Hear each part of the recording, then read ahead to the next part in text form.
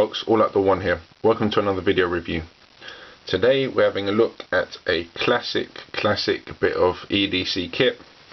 Been around for a couple of 100 years almost, and that is the venerable Swiss Army knife. This is my first ever Swiss Army knife, and after buying it, it appears that I've been missing out all these years. Somehow I was never tempted by them, but came across this one the other day at a reasonable price and decided to go ahead and treat myself. So this is the Victorinox Excelsior. Features two blades, very simple knife. Nice 5.5 centimeter blade, I think it is, something along those lines. And another small blade on the other side, which is about 3 centimeters. Made from good quality stainless steel. Really takes a lovely edge actually after giving it a few passes on my DC4 sharpening stone. It's absolutely hair popping sharp now.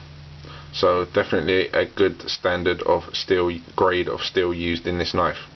Features your standard Victorinox red plastic scales on this one. Now, what was my motivation for buying this knife? Basically, I was after something a bit more capable than a Spyderco bug.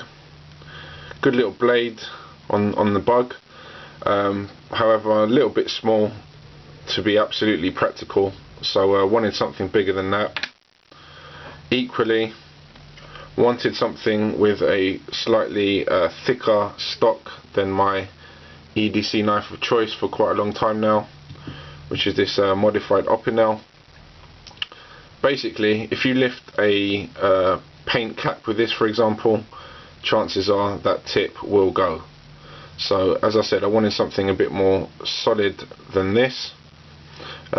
Good sized blade on this, definitely like the Opinel number 4, perfect little pocket carry, but ultimately it's not the smartest looking piece, more tactical and practical rather than strictly good looking. So as you can see, I've obviously been getting into the kind of brass and copper look for my EDC at the moment. So ultimately I bought this with the intention of changing the scales, so I will be popping these off shortly and having them replaced with some copper or brass scales, so it will just fit the bill nicely. But as is, it's actually surprisingly attractive, and the red brings out the copper tones in my EDC and complements it quite nicely, in fact, if we're going for the pure aesthetics. Really like the blade on this, good strong back spring on there, so it should keep it open and give you that extra bit of safety during cutting tasks. As you can see, it's a slightly thicker stock than the Opinel, probably about 1.5 mils to 2 mils I would say, and yeah, definitely capable of a bit of prying action with this.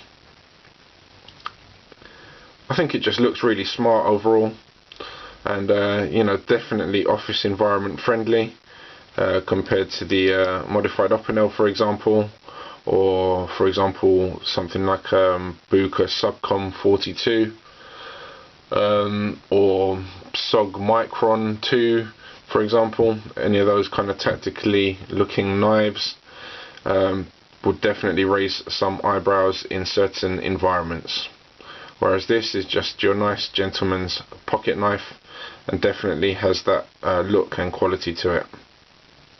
Both blades on the Excelsior feature this spear point and the thumbnail opening.